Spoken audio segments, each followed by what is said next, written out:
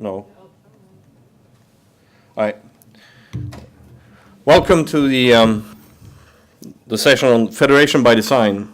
We'll have 3 presentations today. One from Mikael Lindén on the Data Protection Code of Conduct, and one from Marina from Ambres, who's going to talk about thanks for making sure that I got that right. Who's going to talk about building federation policy the right way, and then we're going to finish up with some thoughts from Christoph Graf from Switch. Now, this is all going to be about building federation and building federation policy. So it's not very little to do with technology. It turns out that most of federation build-out is not about technology. So, Mikael, come and explain to us about how you can really get entangled in data protection. Okay, data protection, privacy, legal stuff. So I'm Mikael Lindén from CSC Finland, and this presentation is about attribute release and how to tackle the European Data Protection Directive and the national laws that implement the directive in a way which makes it safe to release attributes to the service providers. So I have home organization and service provider. When we talk about obligations and rights, we don't talk about servers like IDPs and SPs, but about organizations, because they are the organizations that have obligations and rights, not the servers themselves. So the home organization has an obligation to protect personal data, protect the attributes when it processes them and releases them to the service provider. And when it has the obligation to protect the attributes, it also takes the risk that when something nasty happens to the attributes, the home organization may become liable for the thing that has happened. For instance, if the home organization releases attributes to the service provider and the service provider gets hacked, it's of course a mistake of the service provider not to protect personal data adequately. But it's also possible that the home organization is held liable for the service provider's mistake. And that's the reason why many home organizations in Europe hesitate to release attributes to service providers, especially to service providers in other countries and other federations. And that's a problem that the research communities have complained about, that they can't retrieve the attributes from identity providers in foreign federations in edugain. So that's the problem that the Code of Conduct tries to solve.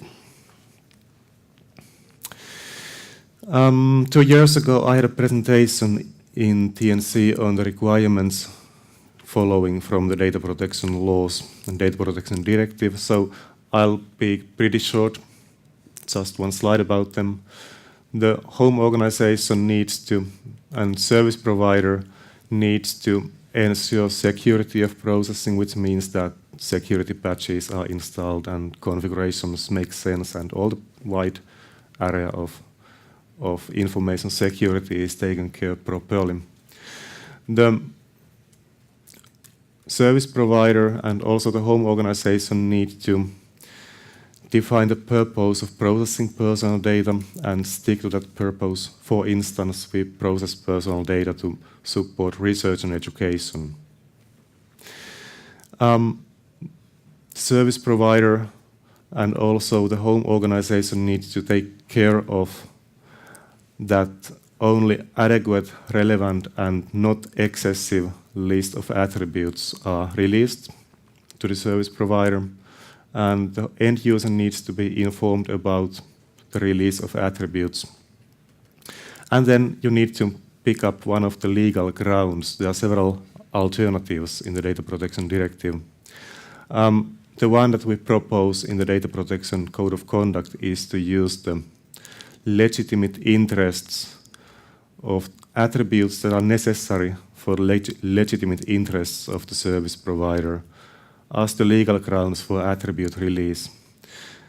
Another alternative would be to use user consent, but it has its problems because consent must be freely given, and usually when a researcher is doing his job, it's not so freely given consent.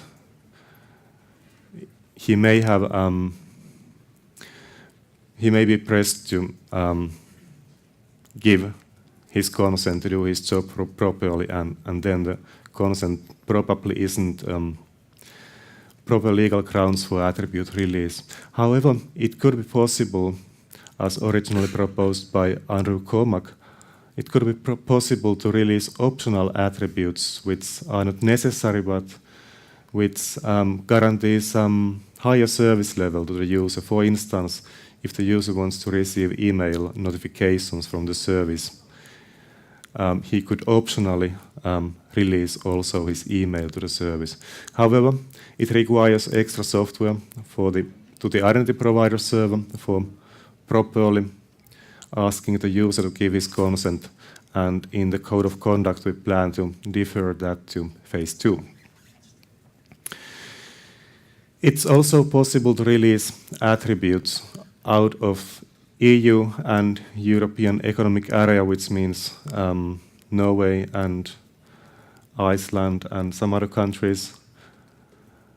But it requires what data protection people call EC model contracts for attribute release out of EC. And that's why we initially cover only attribute release between EU and EEA countries. So those were the requirements from the directive, and we also made some analysis of the requirements from the research and education community, and this slide is about those requirements. So what are the requirements from the researchers and research communities that would like to make use of this data protection code of conduct? First one is scalability.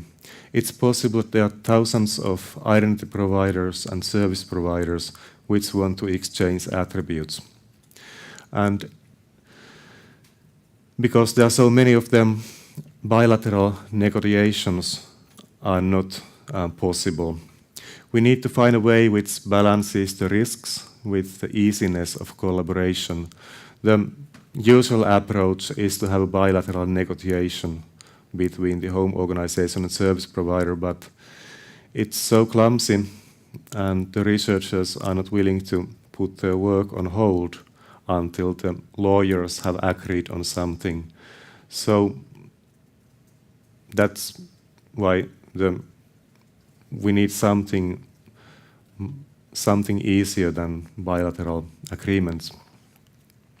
We need to have an architecture which tolerates and recovers from misbehaving entities, from misbehaving service providers, for instance, service providers which have committed to the code of conduct but which actually don't fulfill the requirements there.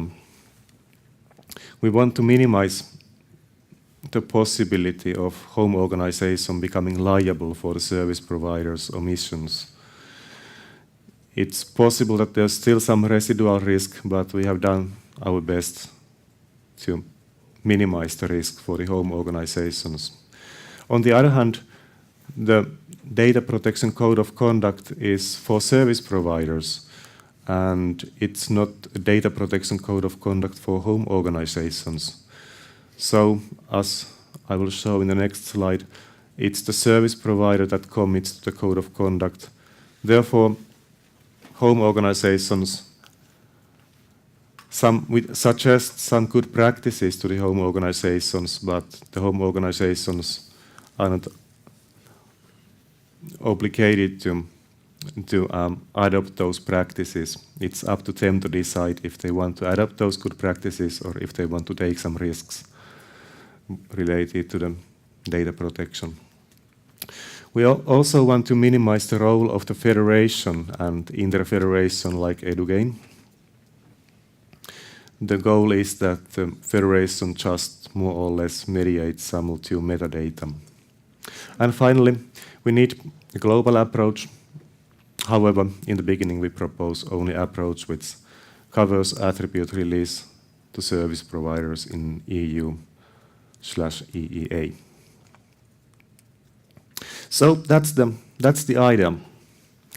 What we have developed is actually 4 pages of requirements for service providers, legal requirements for service providers, what we call GEA, Data Protection Code of Conduct, and the service provider commits to those and technically uses some multi-entity category attribute to express its commitment to this code of conduct.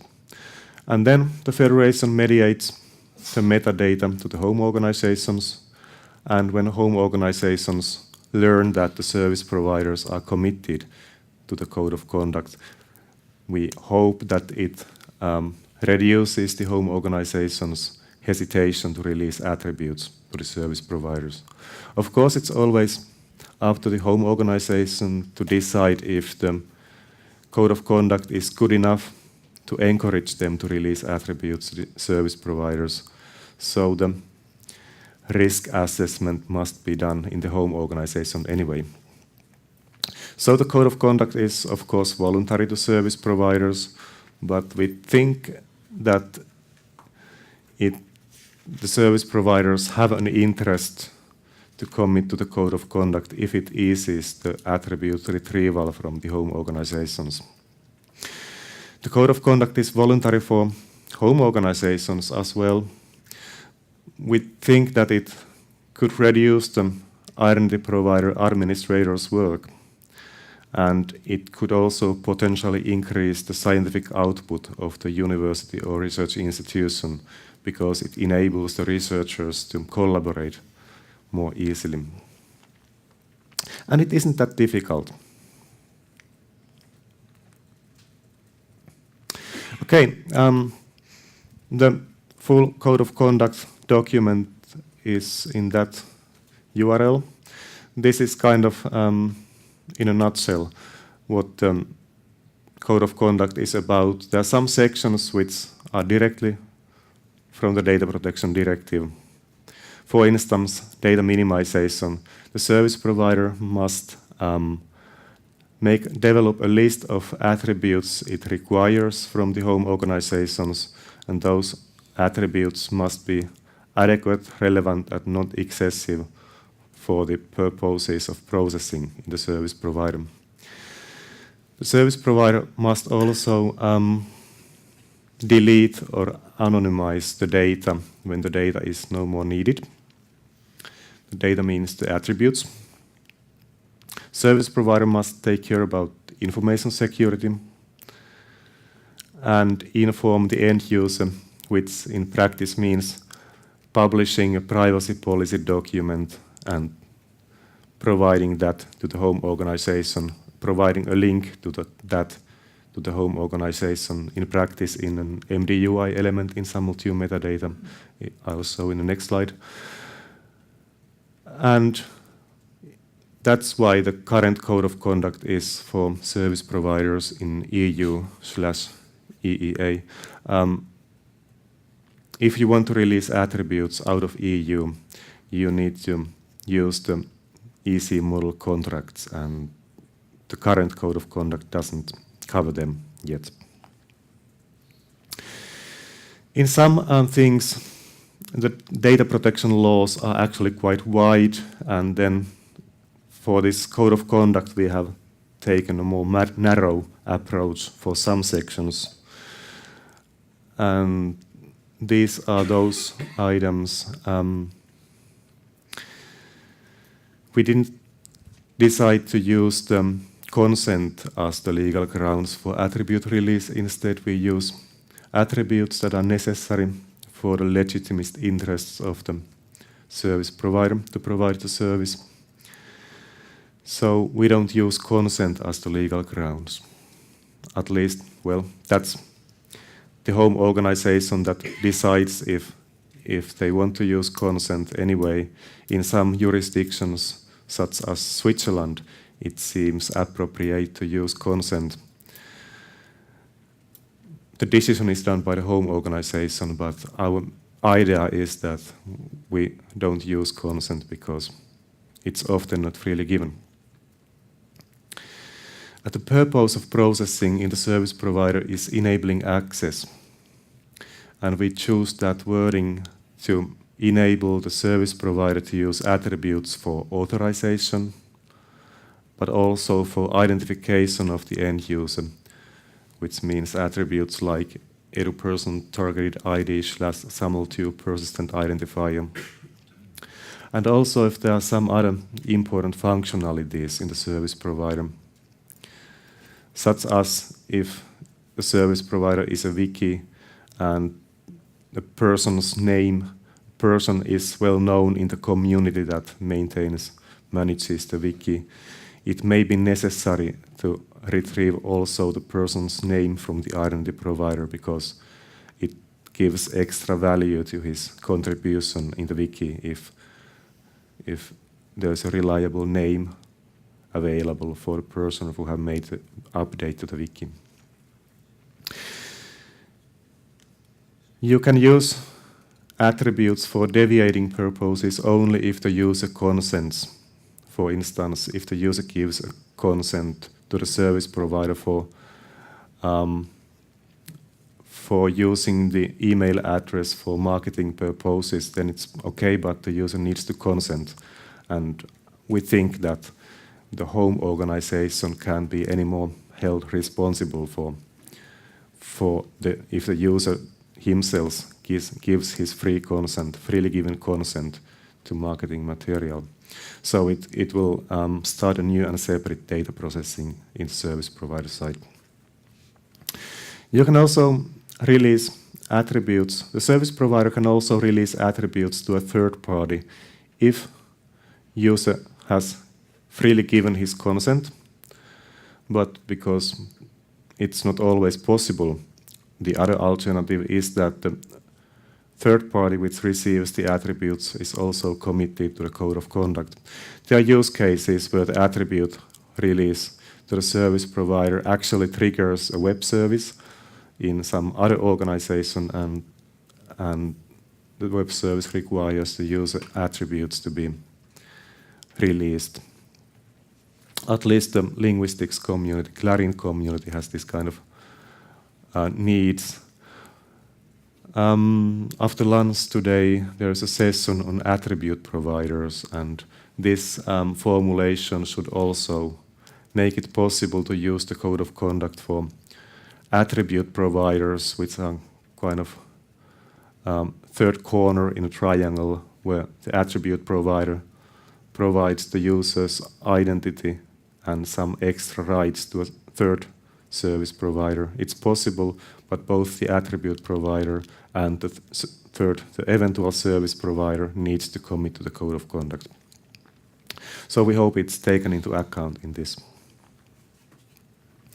And the service provider needs to report security breaches to the end user and home organization. Okay, that was about the legal stuff. This is about the technical stuff, how we integrate the legal stuff to our SAML2-based world. There are 5 SAML2 metadata elements we make use of.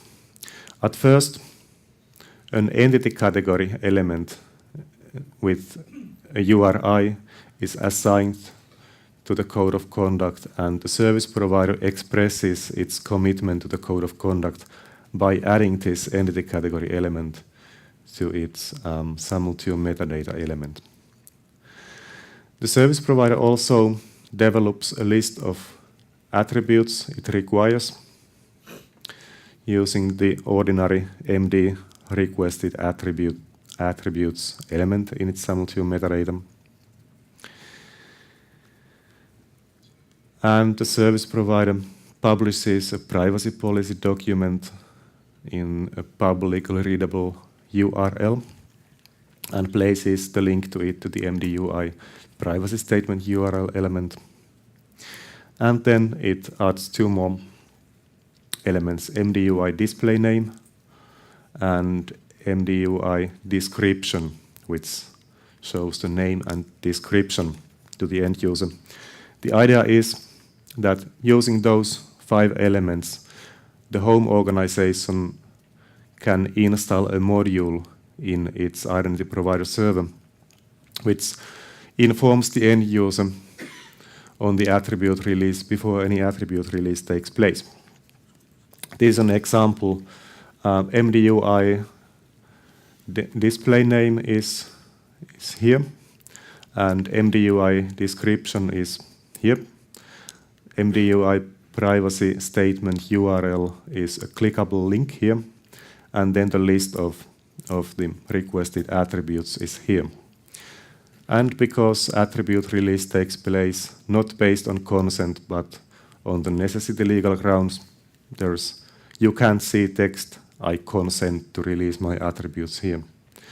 You can only see a button OK or go on or continue, or legally it's very different from the end user giving his consent to the attribute release.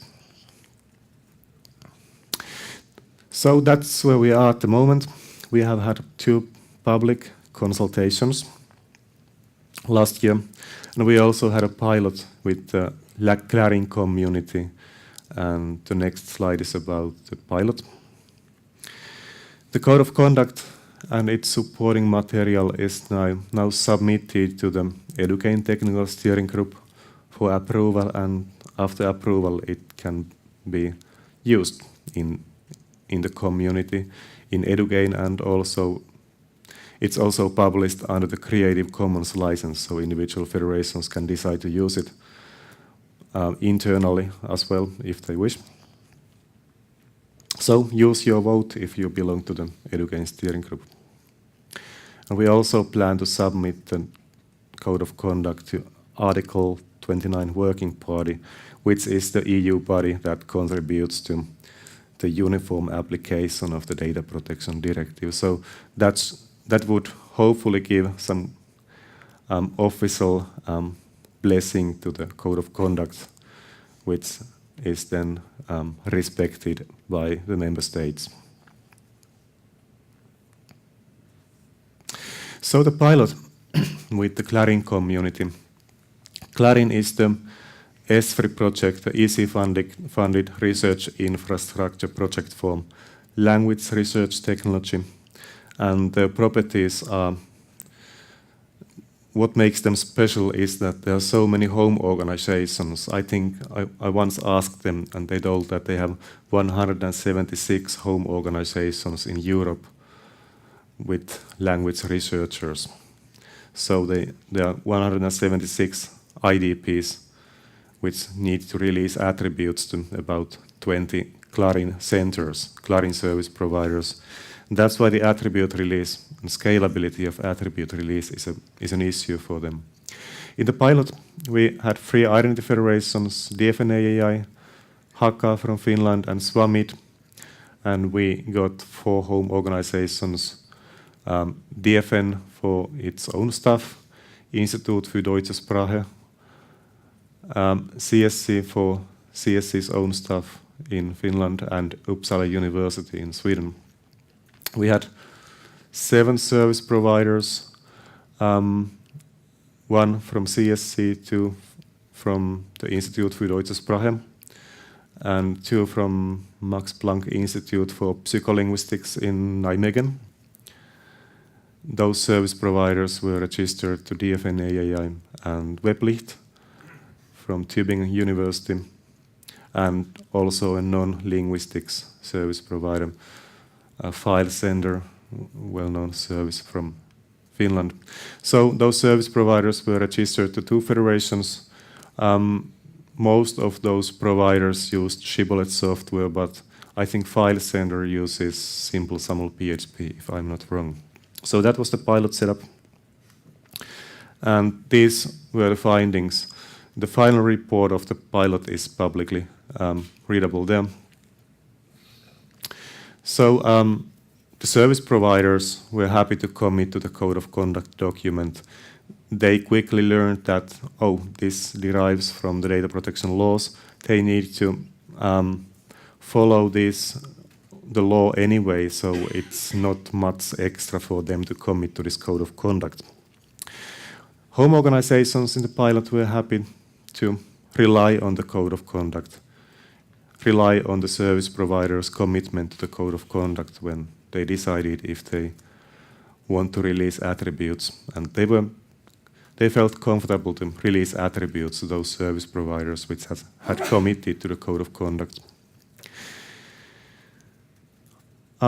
We learned that some more documentation and templates and training are needed.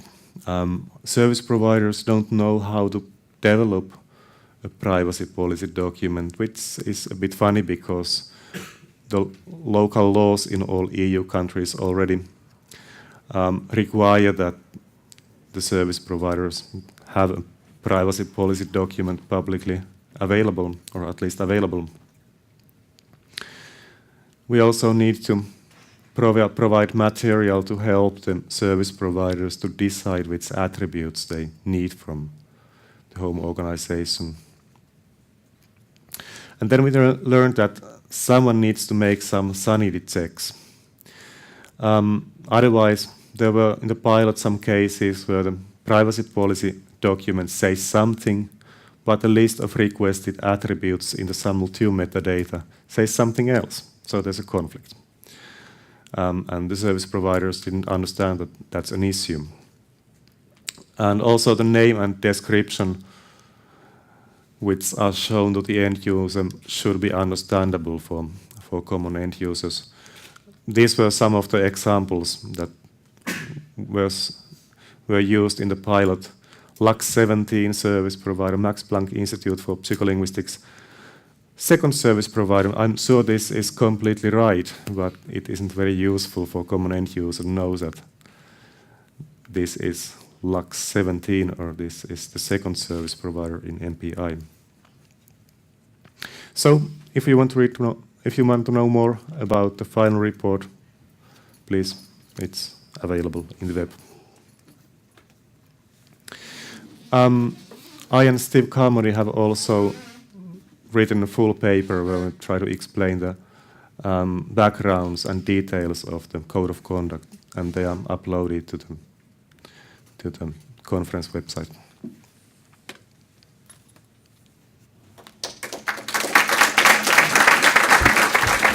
Thank you, Mikael. So, questions? I have several questions. I don't have to go to my backup questions. Excellent. I understand that what you have shown as this non-consent but information page about the attributes is from the legal point of view the correct approach. I think from the user point of view, this is totally wrong. If I'm presented with an information that something about me is going to be exposed somewhere, I would want to reserve the right of saying, no, I've changed my mind. I actually don't want to use that.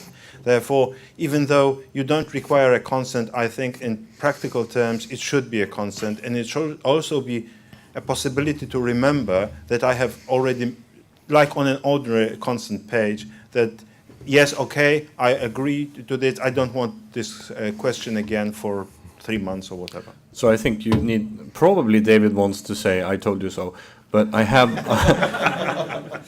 and Andrew will come along to say no, and you're wrong, but I had one more question over at the back, so I'm just gonna, Niels. I was wondering about the passing on attributes from the first service provider to the second service provider bit, which is actually very good that it's there, because this is what happens in practice. But shouldn't the first service provider be the one advertising all the information streams to either the institution or the end user?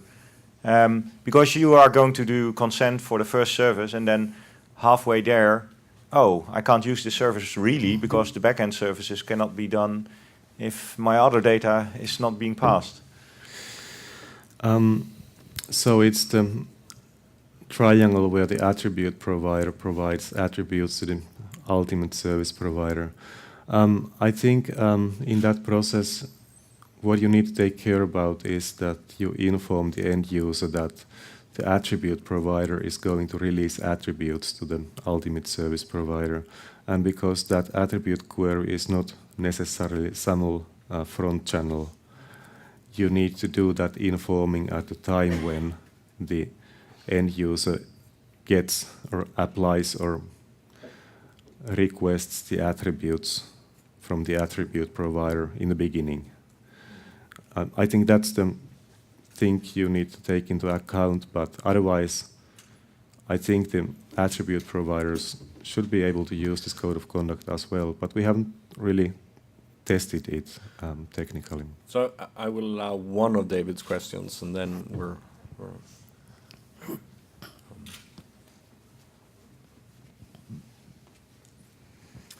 My question is about, I think you subtly alluded to a second version of this. So this covers the EU, and what then?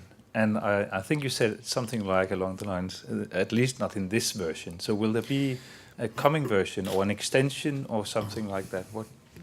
The plan is to develop another code of conduct which also allows attribute release from EU to non-EU countries like US or Japan or Australia.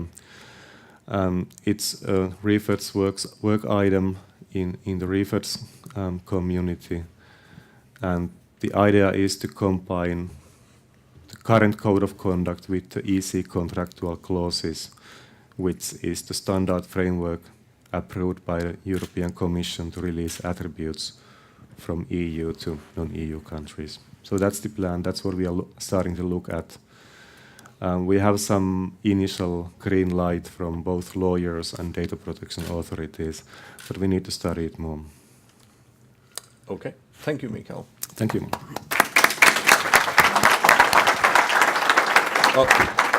Next up, Marina Vemrovic from Amres, who's going to talk to us about how to write federation policy without pain.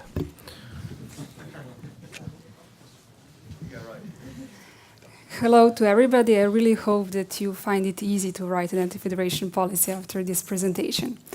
So, once again, I am Marina Vermezovic. I'm coming from Academic Network of Serbia. So this is AMRES. And I'm going to be talking about designing an anti-federation policy the right way. So this was the work that was performed in Ghent by a group of people. So I wasn't alone in writing these documents, and we had quite a lot of people involved there. So, as I think many of you know, today Identity Federation enables research and education institutions authentication system to integrate with wide variety of services on that institution, between institutions in one country and beyond the country borders. So today we have the situation when we actually have different technologies which are being supported in one Identity Federation. So we have Radius, which is supporting protected access to network. Today we have Eduroam, which is a great success story, which is worldwide deployed today. And we have users who are really expecting to have Eduroam as a standard to network access today in their institution and when they are visiting the other institutions. Also, we have SAML standard, which is supporting access to web application via single sign-on. We have still fairly young initiative EduGain, which is aimed into connecting those web single sign-on identity federations. And when it comes to access to non-web application, we have Moonshot, which is being developed in this moment, and we hope to have this solution in the future also available. So as Leif gave very good introduction in the beginning, technology can be straightforward. But what about liabilities? What about membership cancellation and application? Very important. What about obligation and rights of the members who are participating in the Identity Federation? We have one buzzword which is very much being mentioned today, and this is personal data protection. And this is something that identity federations are very much discussing nowadays. So it really all boils up to having a trust. And when we talk about the trust, this is trust both in between the members and federation operator in the identity federation, but also very important, the trust between end users, the institutions they are belonging to, and the service providers. So what is very important is that Identity Federation should have a formalized policy, which is formalizing all these issues that I mentioned. So to be able to give some background about our work, I will talk a little bit about identity federation evolution process. So identity federation started emerging about 10 years ago. And now we have approximately half of the European countries who have deployed Web SSO Identity Federation, and also a number of countries across the world who have it also. So this is the picture taken from the REFED site, who shows the existing productional identity federations in purple in Europe, and the red are the one in pilot. So what happened here? About 10 years ago, as I said, identity federation started emerging. And in that moment, they had really less experience, and they really started the work on this field. During this time, they gathered a lot of experience through the operations. There were also some communities, such as REFEDs, who enabled the exchange of knowledge of those identity federation operators, and which also addressed the common issues and tried to solve them through their work packages and projects. As a consequence to this, today we have the situation where existing federation policies have been growing, have been changing, and basically have evolved based on the local needs of those identity federations. So upon recently, we didn't really know what was standing in all of these identity federation policies. So some work had to be done to be able to understand what is in those federation policies, to understand, to try to figure out if there is a common basics in those, if there are some similarities, because really if it comes to interfederation work, it needs to have some basic line, and there needs to be some harmonization in place. So luckily for us, REFEDS was the first who tried to analyze all these documents. So they actually started two of the project. One was writing federation policy best practice approach, and second was federation policy mapping, which was performed by Nicole Harris back in the audience. So I know what she did, because we had to do it also later on. So she really went through all of these federation policies. She tried to cut them down to bits and pieces, to separate them in similar chapters, and then to try to compare the content. And it was really interesting, the findings that she came upon. So it came that there were very much similarities. There were some differences in chapters, the namings, in orders. But when it came to the text in actual policy, there were a lot of similarities. Of course, I can assume that one reason for this is that really every new identity federation was first looking what existing identity federation have done. So as a consequence to this, a lot of copying and paste of the document, of the text was occurring. So with this in finding, it gave us a courage to try to write a common template identity federation document that I will talk about a little bit later. Okay, but what about the future of identity federations? So as I said, we have half of the European countries who have Web Single Sign-On Identity Federation, but we still have a large number of countries which doesn't have one and has to establish one. So I'm coming from one country like this, and I can say from my perspective that it's really a lot of work to be able to stand on a place where you really understand what is happening there, both technologically and of course in terms of policy. And what is the big problem for me when I started looking to this couple of years ago is that you have now the better chances, because there are a lot of entrants who are doing this, so you can look what they done and try to understand and decide what you should do. But the problem is that you're really sitting at your home and reading somebody else's documents, and you really don't know why those documents are looking this way. Was it because of some political influence was there? Was it because there was some funding that the way the federation is funding that influenced how policy documents are looking? Was it because of some local circumstances in law and laws? So this is something that you really can't know when you're sitting back home and analyzing those documents. What is also a danger for newcomers is that they can easily, if they copy the text from the existing policies, they can as well copy some mistakes. So as I said, those identity federations are operating and working, and they're learning from their mistakes. And we can witness that from time to time, identity federations are publishing new versions of the policy. And this means that they have to correct something. And if you really just copy somebody else's text, you don't know if you're copying some mistakes from there that they want also to change. When it comes to the existing identity federations, there to the emerging interfederation initiatives such as EduGain, there is a need for harmonization for those federation policies.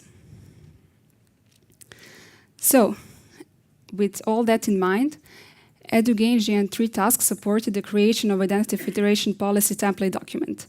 So you can find this document in this link. You can also find it in the same place of TNC where my slides are. But in this link, you can find also the other presentations from workshop of building Identity Federation Policy that was held in October last year.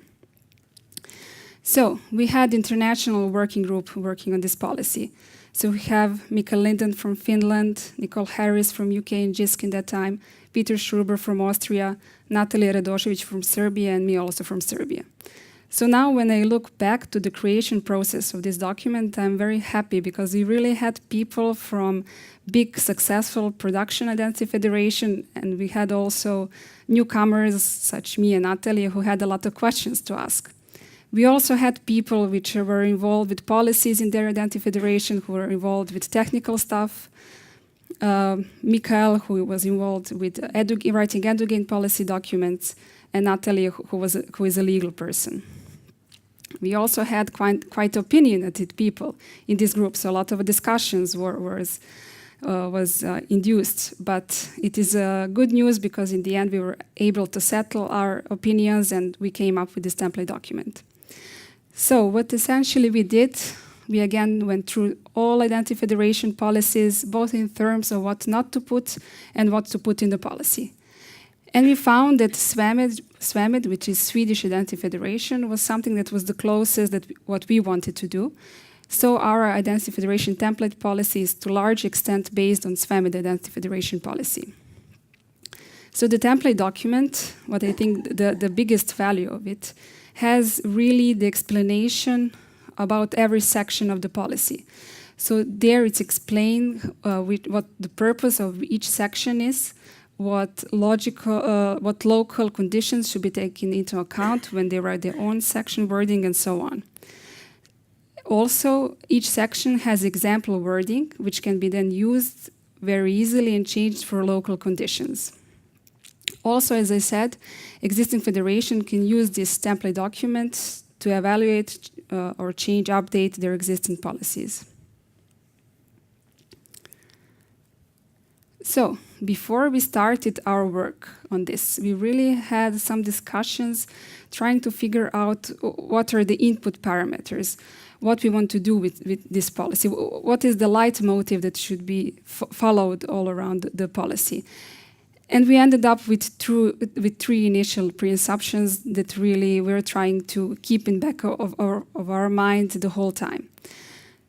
So first was, make the policy in such a way that it allows for multiple technologies to be served using the same policy structure. So make one to rule them all. As I said before, today identity federations are implementing EduROM, are implementing Web SSO. In the future, we can expect Moonshot to be implemented and who knows what other technology profiles. So identity federation policy should cover all of this and allow for future adding of new technologies. So when it comes to practicalities, organizations who join identity federation, in that moment becomes a member of identity federation.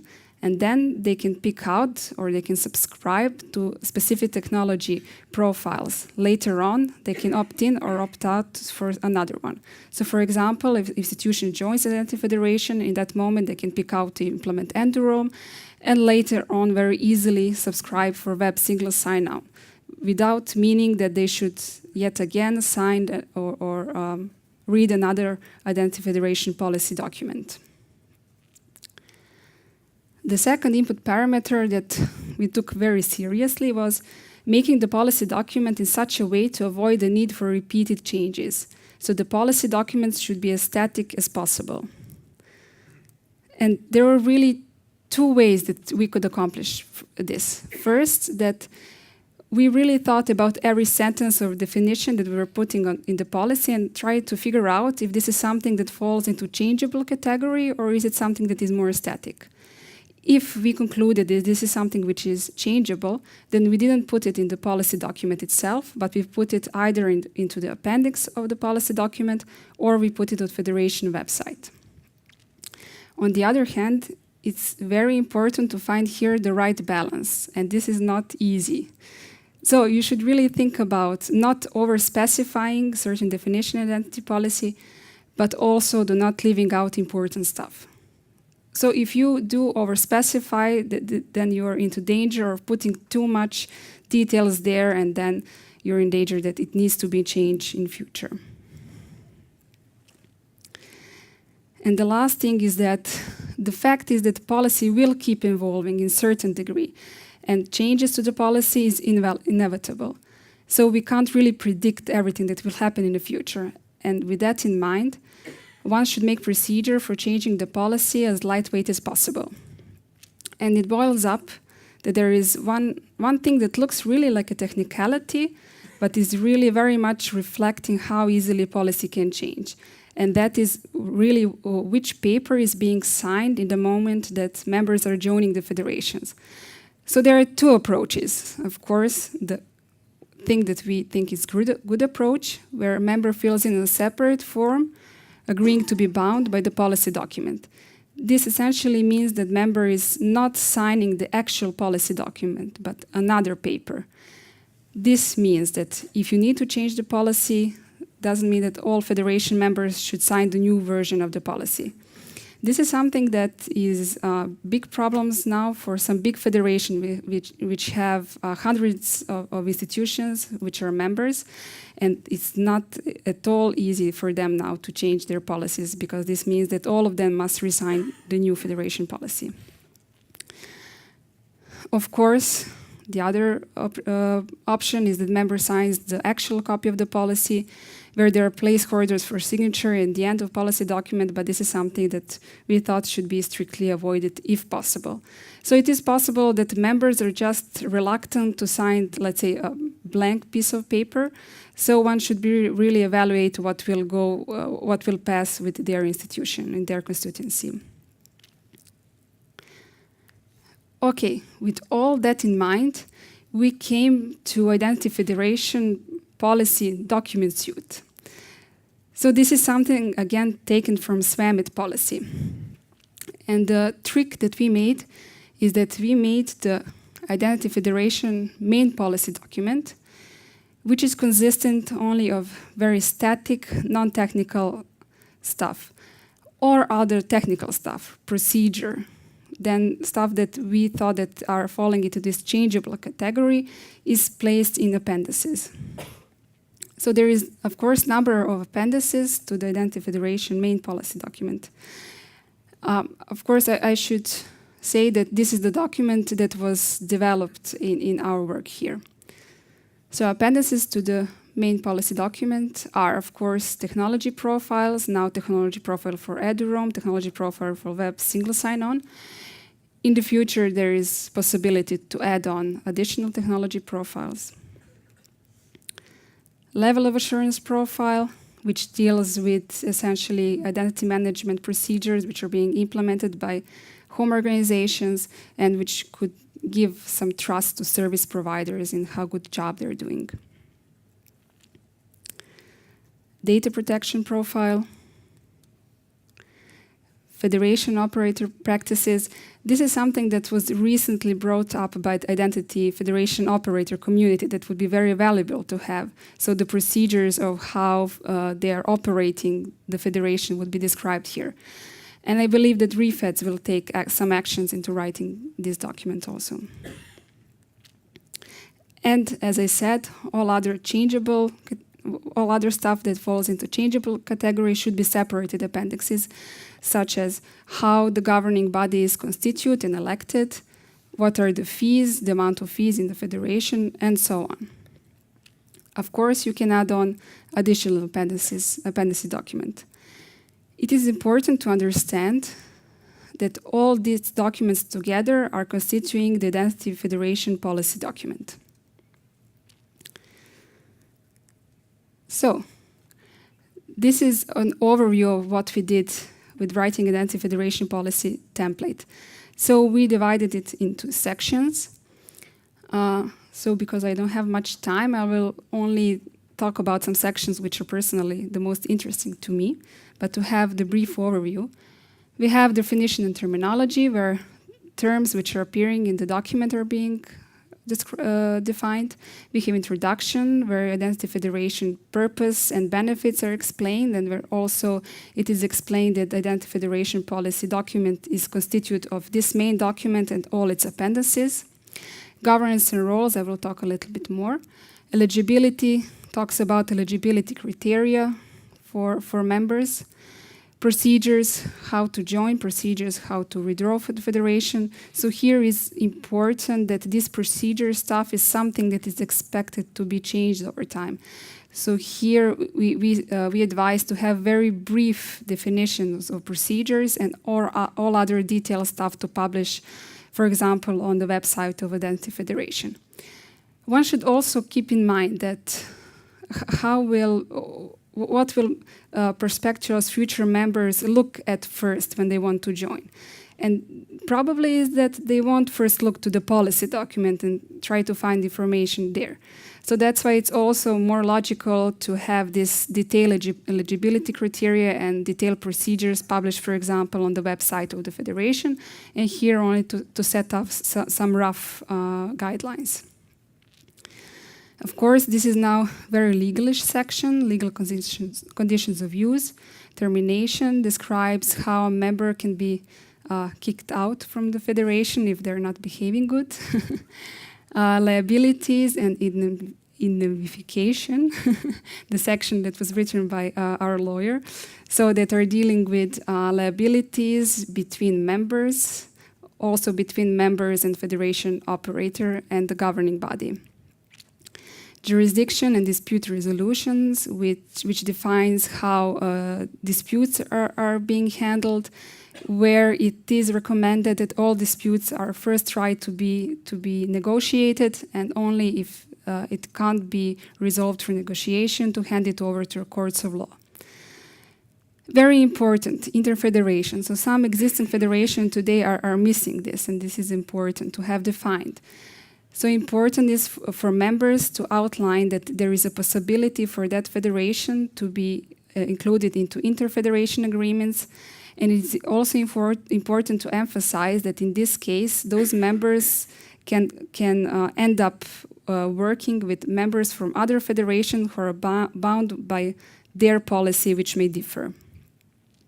And of course, amendment who should define lightweight procedure as possible for changing the policy document. So I have a little more time to go a little bit in detail about some of the chapters. So governance of the federation. As I said, federation should have a governing body which has advisory, decision, or some other rights on certain federation issues. Structure and election process for governing body is something that is likely to be changed in future. So today we have identity federation where governing bodies are constituted of, for example, representatives from universities or some stakeholder community. On the other hand, in some NRENs, the governing body from the NREN was just reused for governing body of identity federation. But it is something that could be changed, and then it should be defined in appendix. What should stand in the main document is what are the rights which are appointed to governing body, and also in terms of rights, do they have advisory or deciding power? So in the template document, we wrote a list, a pick-out list, that people looking can look and pick out what is applicable to their local conditions. So there we put that governing body can have advisory deciding power of criteria for membership for federation, revoking the membership of a federation member who is in breach of the policy, entering into interfederation agreement, resolving formal ties with relevant national and international organization, of course approving changes to the federation policy, etc.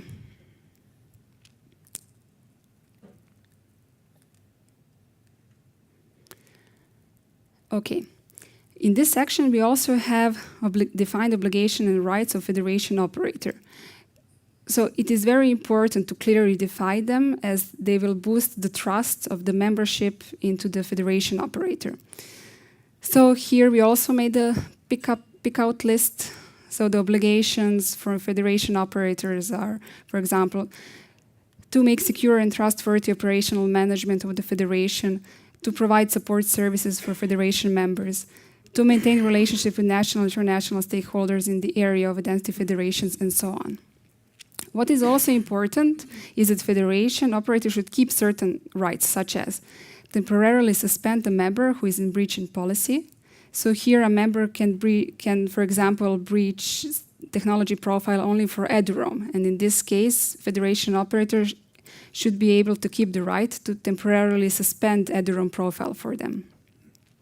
Also, it's very important that federation operator keeps the rights to publish some data about the federation members. For example, today, all entrants who are participating in eduroam are publishing to eduroam database the list of institutions who are participating in eduroam together with some basic information in them, and they are also publishing the list of access points, their locations, and so on. As for obligation and rights for federation members, it is also very important for mutual trust to clearly define their obligation and rights. So we concluded that we recognize three types of federation members: home organization, attribute authorities, and service provider.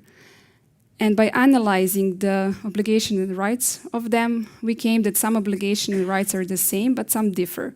So we ended up with a solution that we first denoted the obligation and rights which are the same, and then we specifically denoted what is specific to a certain type of federation member. So what is obligation and right for all federation members? They must cooperate with federation operator and other members in resolving incidents and should also report incidents. Of course, they must comply with the obligations of the technology profile which it implements. So it is expected that additional rules are defined in those technology profiles. They must ensure its IT system are used in implementing technology profiles are operated securely. They must pay fees where prices and payment terms are specified in appendix fees. Here we also advised the newcomers that even if they don't want to charge fees to their federation members, it's easier now to introduce it like this and to put fees to zero than to try to introduce it later. Of course, if federation member processes personal data, they must follow the practices presented in data protection profile. Now there are some special obligation and rights. For home organization, they're responsible for delivering, managing authentication credentials for its end users and authenticating them, and this may be further specified in level of assurance profile. So as we still don't have clear guidelines how level of assurance profiles should look, but we didn't want to make policy without addressing any. Here we used a little trick with the wording, and we say as may be further specified in LOA profile, they're leaving a space for them to be later on introduced. We also wrote that home organization should or must submit its identity management practice statement to the federation operator, which can really add a value to the federation. Ensures that end users is committed to the home organization acceptable usage policy, and of course operates help desk for its end users regarding federation services related issues. When it comes to attribute authorities, they're responsible for assigning attribute values for its end users, and of course they're responsible for releasing them to service providers. For service provider, we really didn't have much to put, so they are responsible for making decisions on which end users can access the services they operate. And very important, they are responsible to implement those decisions. So this was put purely because of the experience from existing identity federation, because it happens a lot that service providers expresses or say that this service is only for students, and then this attribute is being released, and then service provider is doing nothing with this attribute. So it assumes that it really gets only students, but this is not happening. So it's really not performing the authorization process as it should. Okay, that's it.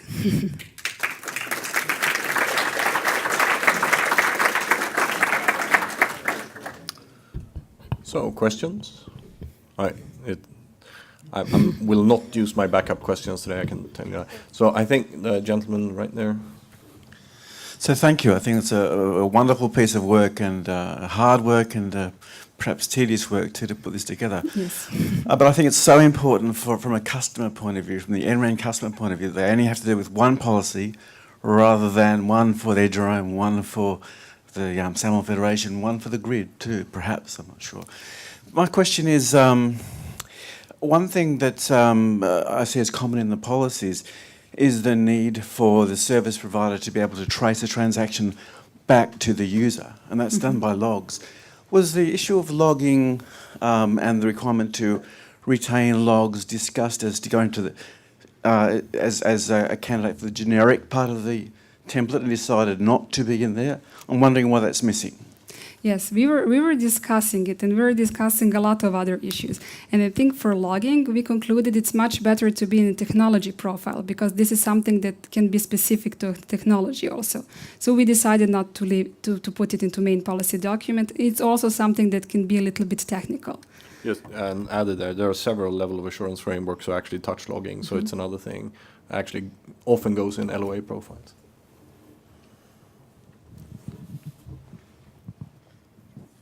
So I'm Jens Jensen from STFC, Rutherford Appleton Laboratory.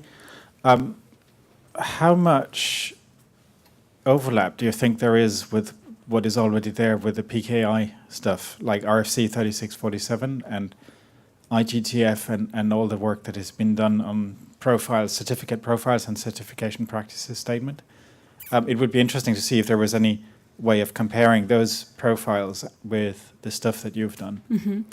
So I'm not really into PKI, but if anybody is willing to work with us and to I would actually say there's very little overlap. The standard PKI RFC has really nothing about governance of PKI systems, and this is all about governance essentially. So I think you would be. It's probably easier to compare the PKI RFC to a level of assurance profile often. That's where you will find the overlap. So there is some governance for the grid for IGTF, which sets up profiles for how a CA is managed. And also there's a section somewhere towards the end of RFC 3647 that says how you change your profile, how your governance is structured. Do you have a policy management authority, that sort of stuff? But that's not what that RFC is about. I mean, it's about other things. I agree with that the EGI is essentially a federation, and that the EGI, I think, could very well be sort of restructured to follow this sort of tri-axis. That's just my belief. Anyone else? Niels? And there's Robin. Well, I'll only do a very short one. I note that several federations by now allow collaborative organizations to be members of their constituency as well. And I note that you explicitly have home organization defined in your policy. These are typically not considered home organizations or actually they are the home organizations for most researchers and not their universities. But was that a deliberate choice, or to not have virtual organizations or collaborative organizations in there? So we did introduce attribute authorities, which I think would, to a certain extent, cover those institutions. And a final question from Robin, I think, and then I'm going to cut the line because Christoph actually wants a bit of time too.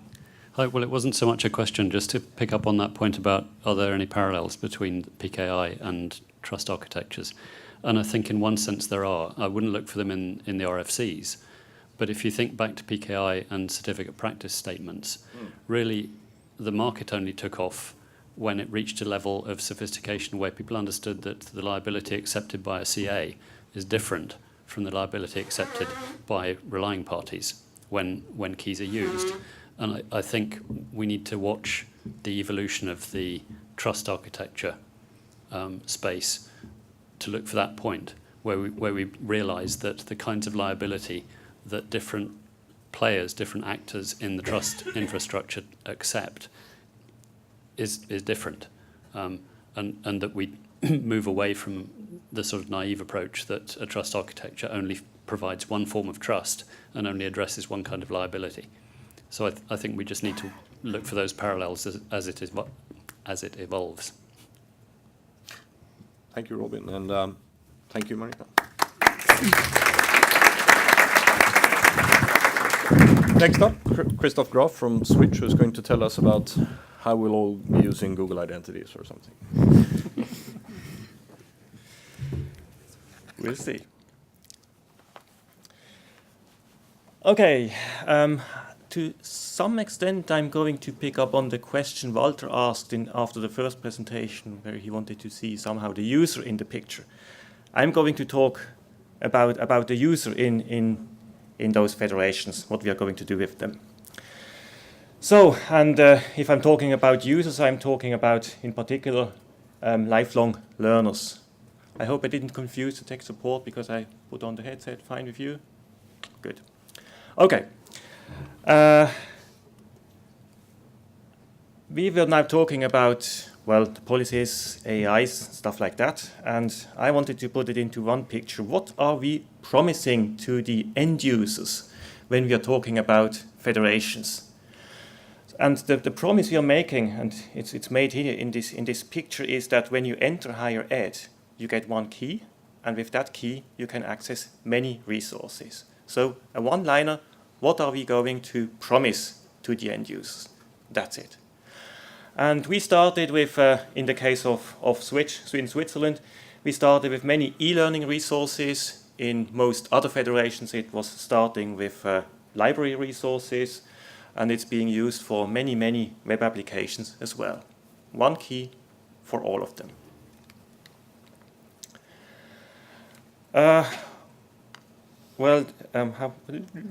No, that's not the one. That's not the one.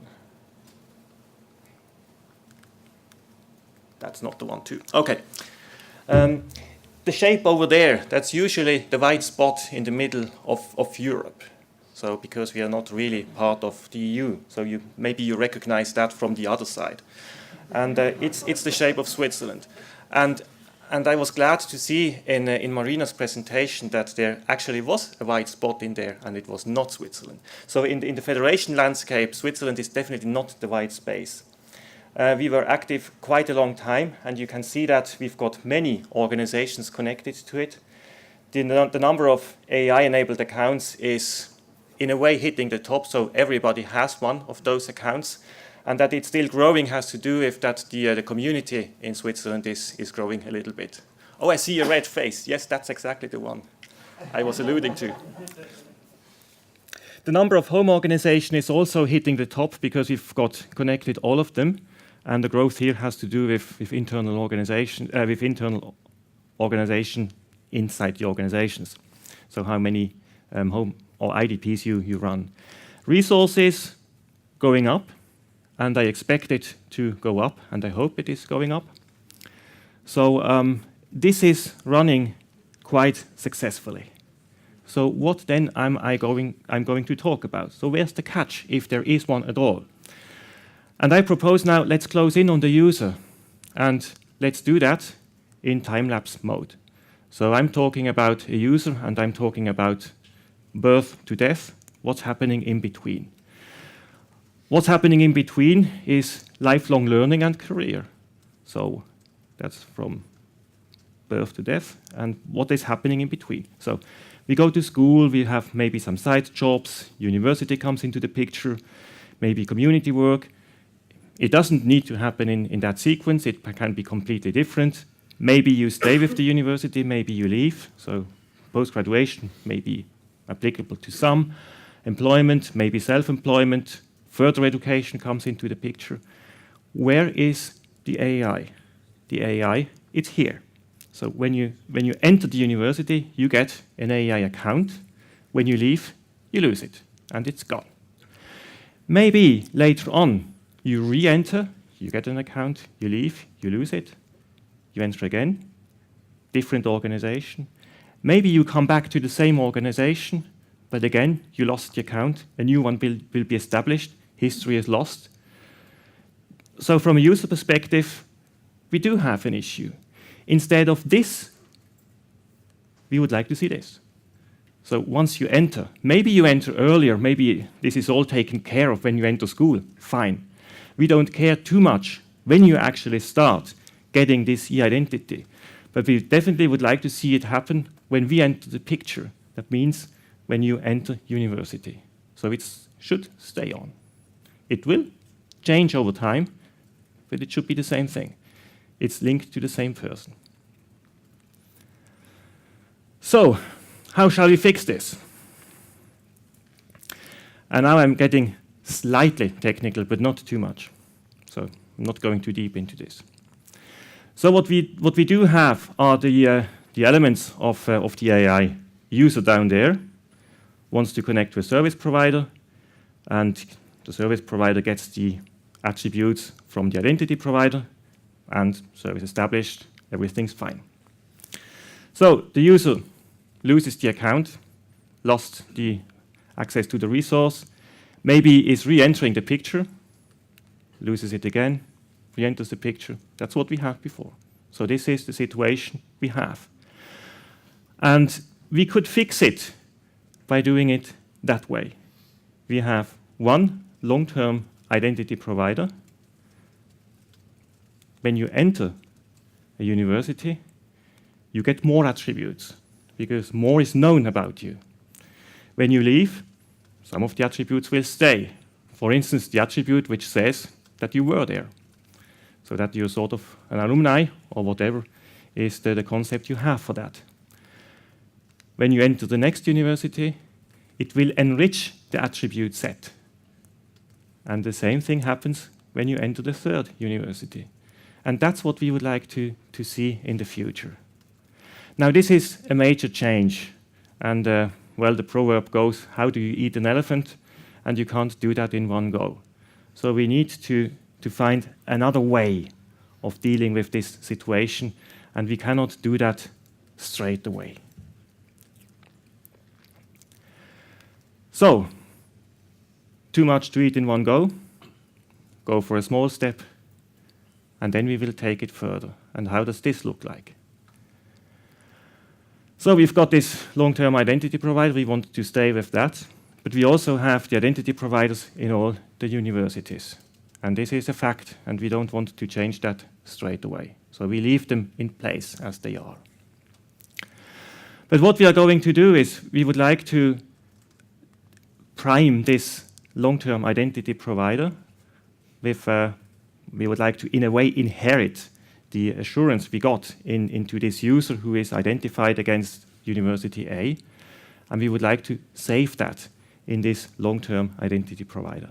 So it's a primed identity, which will then stay on. So the user gets access to that identity provider, so he has two of them. He's then going to lose the connection to the first identity provider because he's out of the university. And then the identity is going to live on in this long-term identity provider. So that's sort of our first step which we would like to make.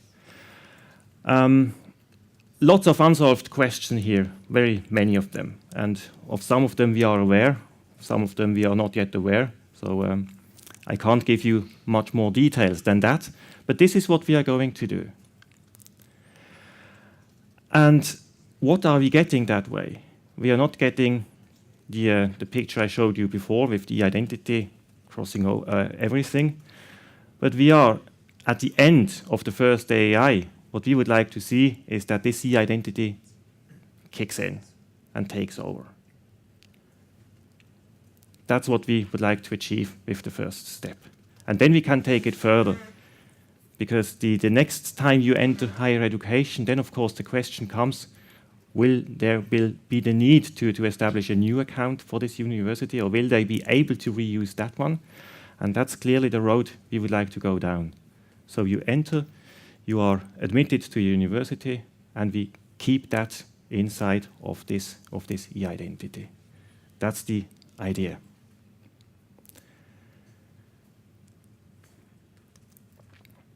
But back to the user. I mean, the identity itself, there is not much value for the end user. The value is in the services the end user gets. And that's something important to keep in mind. So we cannot attract the end user and say, well, we've got this brilliant e-identity. Please do this identity priming, get over to us, and we will take care of your identity forever. Unless you tell the user what's in for the user. If not, it's not going to happen. Or, yeah, not much.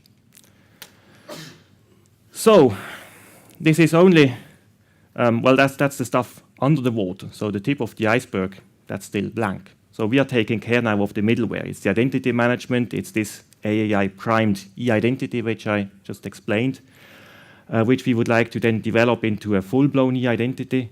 All middleware, not really of much relevance to the end user. It hasn't to do with services he gets.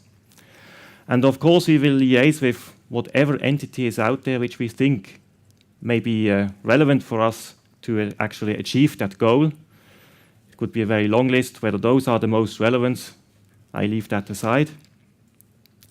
And also very important is that we try to find new stakeholder engagement so that we create a sort of ecosystem.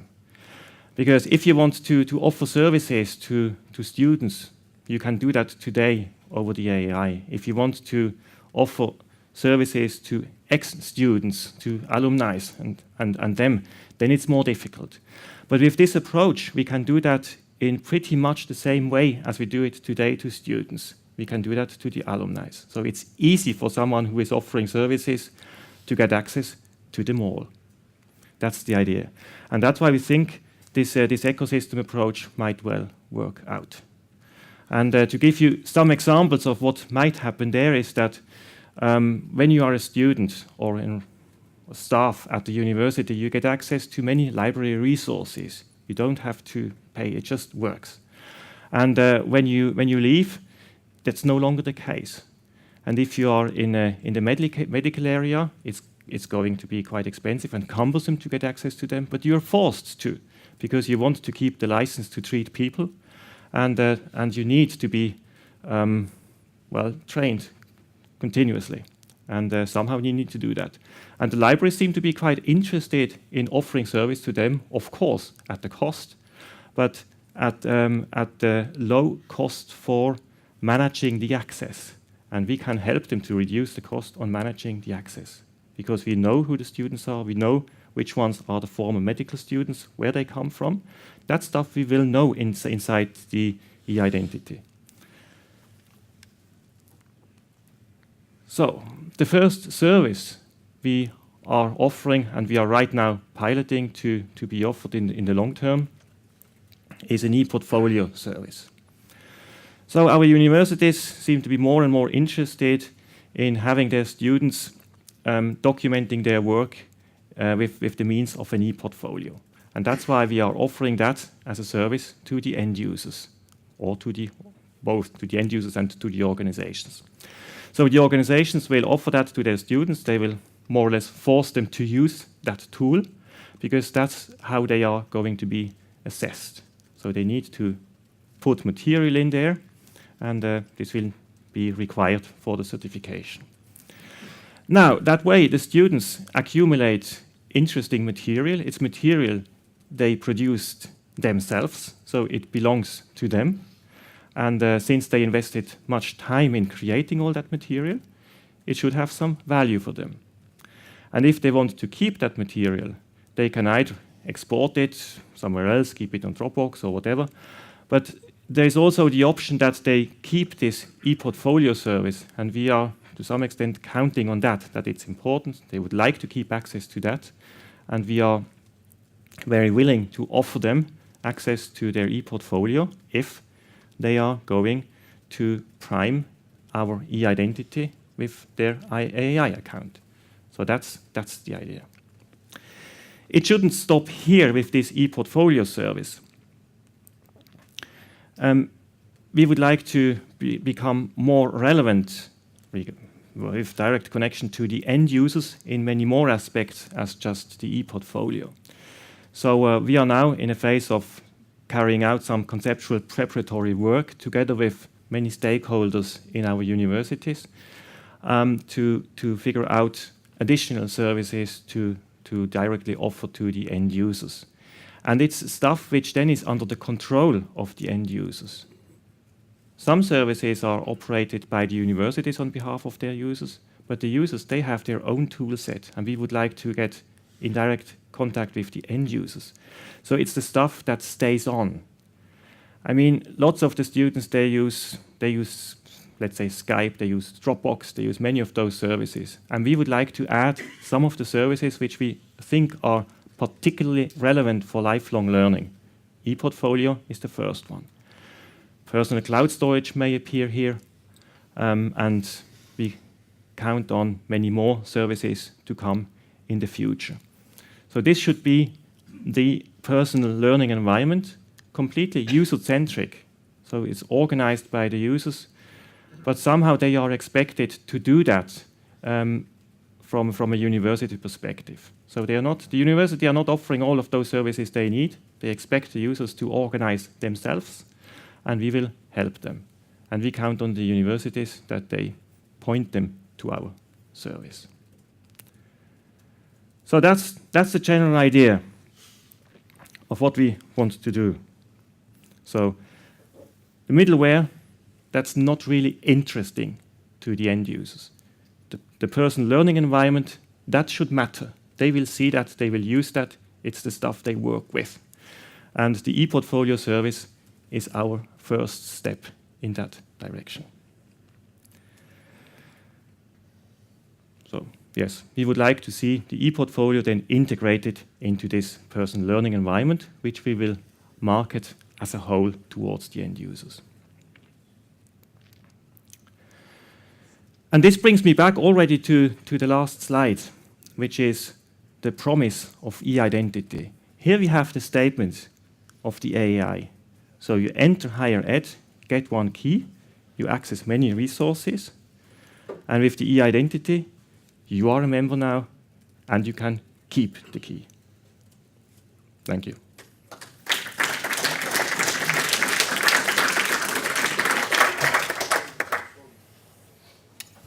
So, yes, Peter.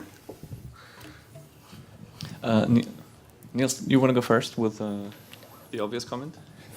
Oh, no, you make that. But I have another question, thank you.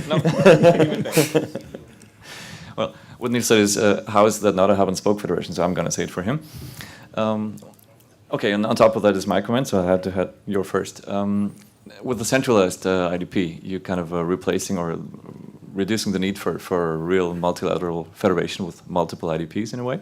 So you could say this is some kind of functional replacement for an identity federation. What do you see as the functional replacement for interfederation? The one global IDP? Let's call it Facebook, Google, whatever. Well, I start with the interfederation work we were talking about later on this morning. I think it is completely orthogonal to it, because it still is relevant, we need it, and it still works in exactly the same way. So I think it is just an internal organization of the federation. I don't know whether it has many more implications, which I'm not aware of right now. That might very well be the case, but that's the idea. I think internal thing to the external interfederation is not directly affected. Nicole, I think. Hi, Christoph. You talk here about having one key. Are you worried at all that instead of just being one key, it might just end up being yet another key, and that students will still have to have this? and a local institutional password for email and a Google account at all? Yeah, it won't be exactly 1.00. Yeah, there will be more. And in particular, in the personal learning environment, you need more key. Maybe you've got this universal Facebook thingy as well. So I have people up here been waiting. I think Mikael was first. So this is about an identity for students or learners. On the other hand, there's also the project for identities, persistent identities for researchers, projects like ORCID. Do you think these could be somehow combined to a single identifier? Yes, absolutely. Researchers, actually they have another interesting property, the researchers, because many of them are engaged in more than one organization, so they have multiple keys as well. And with the, in a way, the centralization of the IDP, you can combine it into one. You get the attributes from more than one resource, and you see them all in one go. So why not having an attribute which specifies the ORCID ID, or maybe in your specific domain you've got other identities as well. Why not specifying them as well? So a question about competition from my side. So who will pay for the personal learning environment and all the services that you develop and operate there? And have you had any questions from the universities that want to keep, in more direct contact with the alumni and so forth? And they see this as a competition rather than complementing what they already have in this area. We went already some way with the e-portfolio. And well, to my surprise, it was less of an issue than I thought it would be. So even getting down to that, it's not really a strict requirement to have rebranding. So if a multi-tenancy is not supported, something, it's not really that much of an issue, because it's part of the personal learning environment, and then it seems to be less of an issue. But this still needs to be found out when we have to come to terms on this. But the first impression is it's not that much of an issue, the branding. But the payment, Sorry, the payment, yes, that one. That's an important one. I honestly hope for, and that's what we most likely are going to propose, that the e-portfolio service will be paid by the organization during the time you are enrolled at the university. Because I think it would be a bit awkward if a service provider of the universities will issue a separate bill to the end users. That's not going to work. But once you leave the organization, I think it is acceptable that you have to pay something for the continuation of the service. So that's the likely scenario we are going to follow up on. I think we'll have time for a final question. Kind of a follow-on from the last question. Who do you see as being the actual operator of this service and holder of the keys? Because recently in the UK we've been seeing stories of people over the age of 100 graduating, so you're looking for 80 years plus of holding an e-identity that they can use for their educational activities, let alone anything else. And I guess the alternatives are either commercial, where maybe you need a company that needs a motto like "we will do no evil," and that always works, or maybe it needs to be a government body and look back at 80 years of history of any government. I'm just worried that you're concentrating a lot of power over the individual by having the one key that they can ever use in somebody else's pocket. Well, we've got a history of 25 years of doing no evil, so that's pretty good already. And I start from the assumption that we are doing that, at least for the beginning. But I have absolutely no problem to for instance, for authentication, get other sources of authentication into the picture, because you've got the digital signature thingy, which in the Switzerland is called Swiss ID, and Stork is doing the international coordination of that. If that suddenly pops up to be the solution, which I'm not expecting for the foreseeable future, But if that's the case, why not use that? Or if someone else is coming up, maybe even the Facebook at the moment, I wouldn't do that. But if something really gets used all over the world for many purposes, why not integrating that as well, or OpenID or whatever? So we could integrate that as well.